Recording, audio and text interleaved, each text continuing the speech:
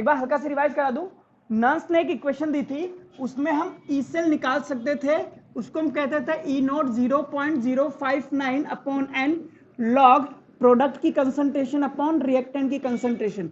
ई naught निकालते थे हम कैथोड का ई नोड माइनस एनोड का ई नोड।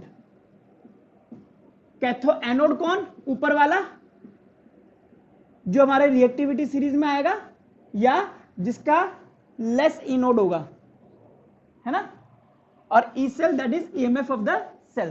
ट्राई करना, मैं क्वेश्चन दे रहा हूं आपको, लिखिए।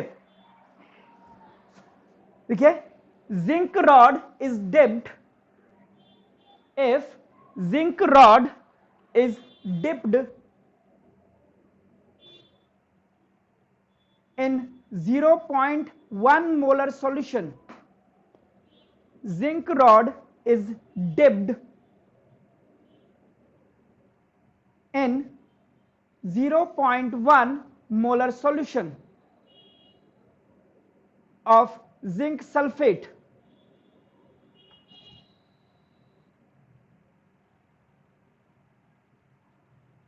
Degree of dissociation of zinc sulfate is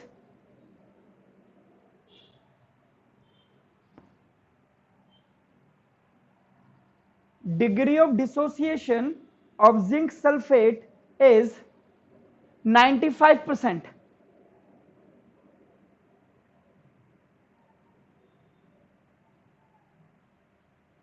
Calculate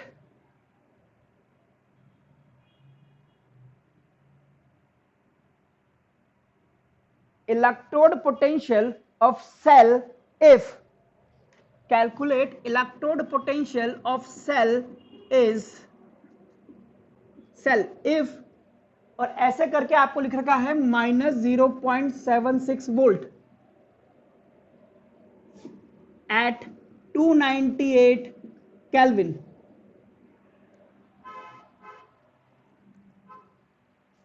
और एक और चीज सुनिए, अगर यहां पर कंसंट्रेशन में अगर सॉल्यूशन आ जाता है तो उसकी हमें मोलारिटी लेनी है।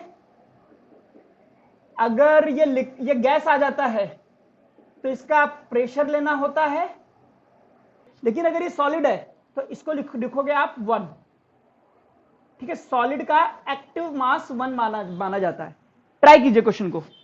मैंने आपको बताया था कि जब भी कोई क्वेश्चन आए तो हमें पहले तो यह आइडेंटिफाई करना है कि एनोड कौन है, कैथोड कौन है। उसके बाद सेल रिएक्शंस लिखनी है, और उसके बाद नर्स इक्वेशन लिखनी है। तो मैं क्या आइडेंटिफाई करूं इसमें? मैंने क्वेश्चन पढ़ा, कहता है जिंक की रॉड को जिंक सल्फेट के सॉल्यूशन में डाल दिया। यार ये तो हाफ सेल हो गया, पूरा सेल तो इसने बनाया ही नहीं। सिर्फ इतनी सी बात कह दी कि जिंक को ZnSO4 के सॉल्यूशन में डाल दिया, यानी कि यह हाफ सेल की बात कर रहा है। और मुझसे बोला है कैलकुलेट इलेक्ट्रोड पोटेंशियल। मुझे कुछ बोला ही नहीं, सिर्फ इलेक्ट्रोड पोटेंशियल बोला। अब इसमें हो सकता है ऑक्सीडेशन हो रहा हो या रिडक्शन हो रहा हो, तो मैं क्या मानूंगा? रिडक्शन। मैं ये मानूंगा कि यहां पे जो रिएक्शन हो रही है उसमें Zn is changing into Zn+2 and giving 2 electron out. Sorry, ये तो ऑक्सीडेशन हो गया। Zn+2 with 2 electron giving zinc, ये रिएक्शन हो रही है। अब मैंने कहा यार ये रिएक्शन होगी कैसे? होता क्या है कि ये ZnSO4 जो होता है ये आयनाइज होगा और चेंज हो जाएगा Zn+2 और सल्फेट में, और यही जो Zn+2 इसका आएगा यही यहां से 2 इलेक्ट्रॉन लेगा रॉड से और जिंक की फॉर्म में यहां पर डिपॉजिट होना शुरू कर देगा। ये हो जाएगा डिपॉजिट, और ये कहां से आया? फ्रॉम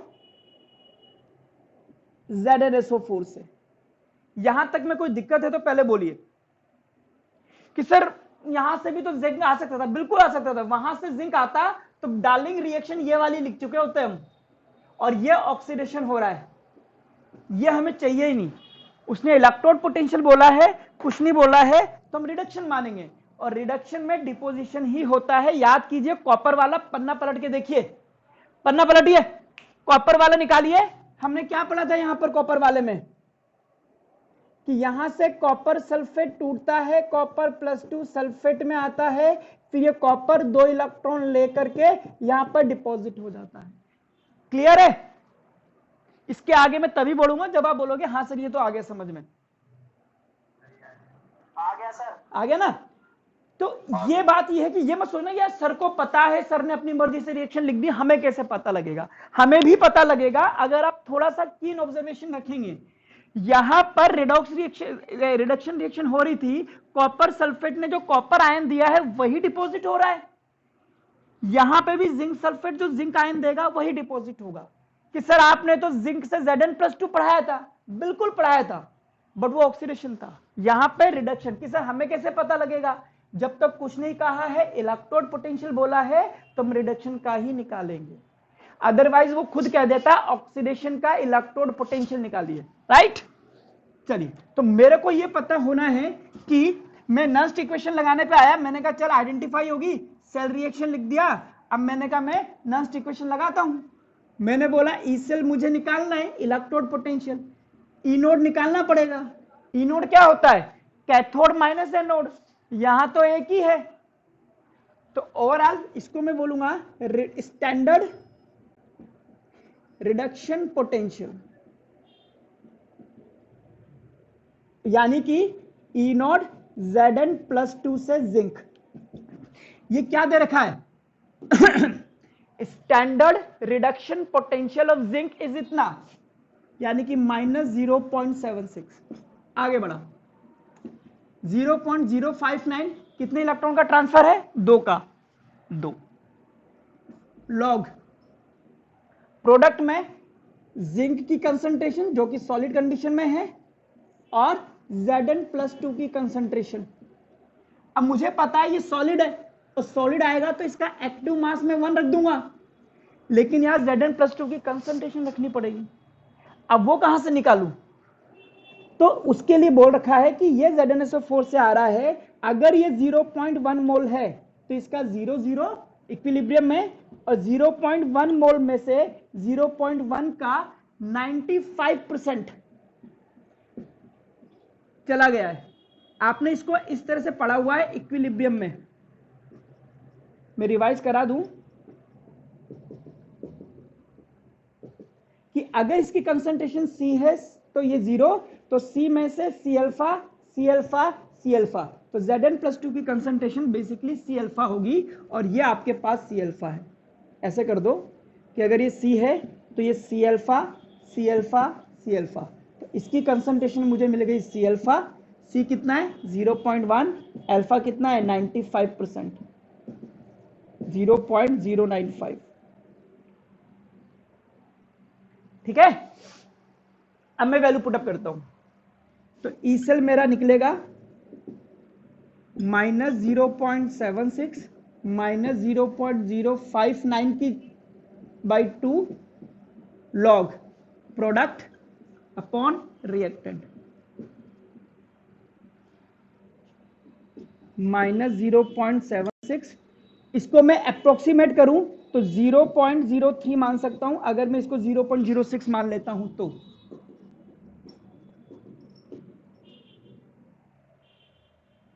ठीक है, 6/2 3 log 1 माइनस log 0.095,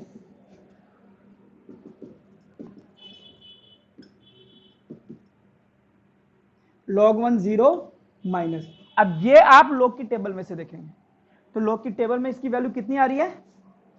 -1.03।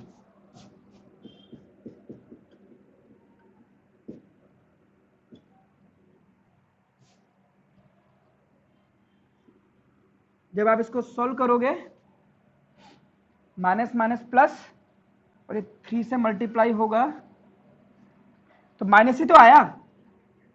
अरे यार, -0.79।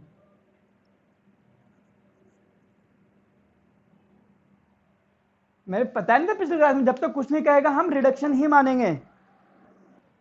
चलिए समझिए एक बार फिर से, मैंने क्वेश्चन पढ़ा, मुझे बोल रखा है कि जिंक की रॉड को जिंक सल्फेट के सॉल्यूशन में डाला है, अब मुझसे बोलता है इलेक्ट्रोड पोटेंशियल निकालिए, कुछ बोला ही नहीं, तो मैंने कहा रिडक्शन का निकालना होगा। तो रिडक्शन में क्या होता है, ZnSO4 से Zn+2 और सल्फेट बना, और ये जिंक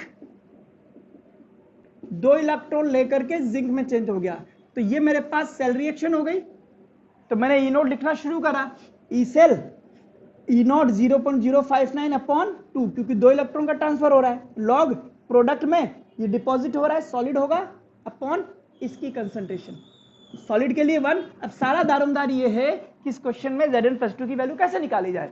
मुझे पता है यही जिंक डाकर के वहां पे डिपॉजिट हुआ है, जिंक सल्फेट ने जिंक दिया है, ये इसने 2 इलेक्ट्रॉन लेकर के डिपॉजिट हो गया है। तो ये जिंक कितना आया, अगर इसकी कंसंट्रेशन C है तो ये 0 हो जाएगा, और C में से C अल्फा जाता है। ये आपका 11th का इक्विलिब्रियम है, अगर आप अपना रजिस्टर खोलेंगे, किसी भी टीचर से पढ़ा हो, कम से कम इतना तो पढ़ाई दिया होगा, ठीक है। अब C क्या है, कंसंट्रेशन हमें दे रखी है 0.1 मोलर, पढ़िए, अल्फा 95% यानी कि 0.95, तो यहां से C अल्फा जाता है, अगर यहां से C अल्फा गया है तो यहां भी C अल्फा बनेगा, यहां भी C अल्फा बनेगा। इस तरह से मुझे Zn+2 की कंसंट्रेशन निकाल करके आ गई, और मैंने वही कंसंट्रेशन मैंने यहां पर इन दोनों को मल्टीप्लाई करके 0.095 यहां पर रख दिया। ई नोड रिडक्शन का स्टैंडर्ड इलेक्ट्रोड पोटेंशियल, देखो इलेक्ट्रोड पोटेंशियल और स्टैंडर्ड इलेक्ट्रोड पोटेंशियल दो अलग होते हैं। आपसे पूछा है इलेक्ट्रोड पोटेंशियल और आपको दिया क्या है, स्टैंडर्ड इलेक्ट्रोड पोटेंशियल।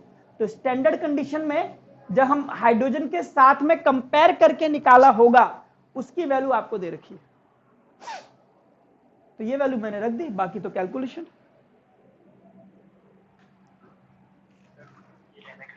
ट्रांसफर हो रहे हैं है बेटा, 2 इसलिए लिया ना क्योंकि 2 इलेक्ट्रॉन्स ट्रांसफर। हाँ बिल्कुल बिल्कुल, एन क्या होता है, नंबर ऑफ ट्रांसफर्ड इलेक्ट्रॉन, तो Zn+2 2 इलेक्ट्रॉन लेकर के जिंक में चेंज हो रहा है, तो ये 2 ही तो आएगा। ओके सर, और कोई बात, लिखिए, the EMF of a cell, the EMF of a cell, और ये पता नहीं क्या लिख रखा है इन्होंने, मैं भी लिख देता हूं जैसा जैसा लिखा हुआ है, the EMF of a cell, और ऐसे करके लिख रखा है आपके लिए कुछ,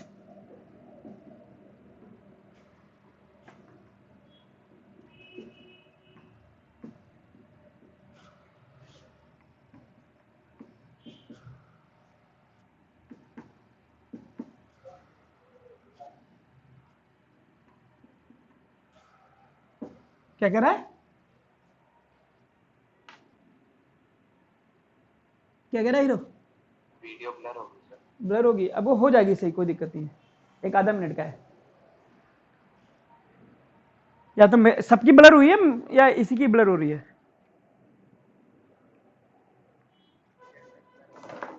हाँ तो फिर नेट थोड़ा बहुत स्लो हो गया होगा आज, और तो क्या ही है इनका, या मेरी गली में पता है जियो फाइबर लगाने वाले नहीं आ रहे, वरना मैं 100 Gbps का MBPS का प्लान ले भी लूंगा। वो कह रहा है आपके यहाँ खंबा दूर है, ये है वो है,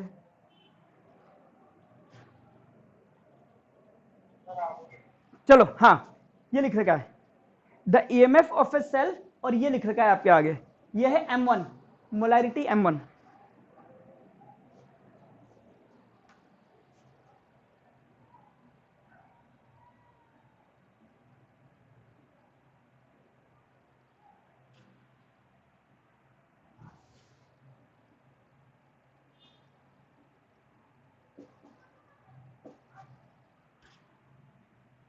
जीरो पॉइंट क्या लिखा,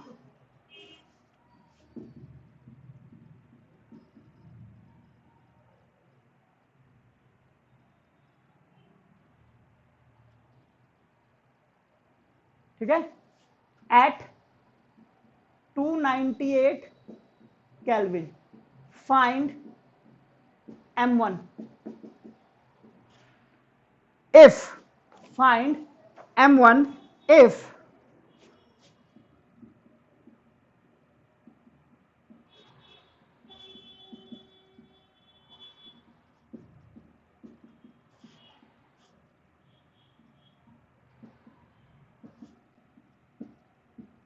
ट्राई कीजिए।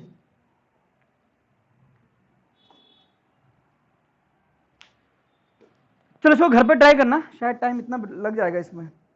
और आंसर आ रहा है मेरे पास, इसका आंसर लिख लीजिए, घर पे ट्राई करना। नेक्स्ट क्लास में इसको कंटिन्यू करते हैं। 1.04 10 की पावर -2 मोलर, ये आंसर आएगा। ठीक है, एक ये ट्राई करना, और होमवर्क में question number 3.5 NCERT back exercise,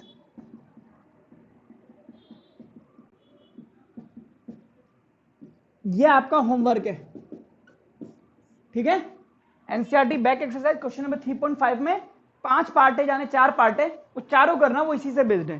कर लोगे तो एकदम क्लियर हो जाएगा, अटकोगे तो हम लोग यहां करेंगे तो फिर क्लियर कर देंगे इसको। ठीक है, चलिए मिलते हैं आपसे फिर नेक्स्ट क्लास में।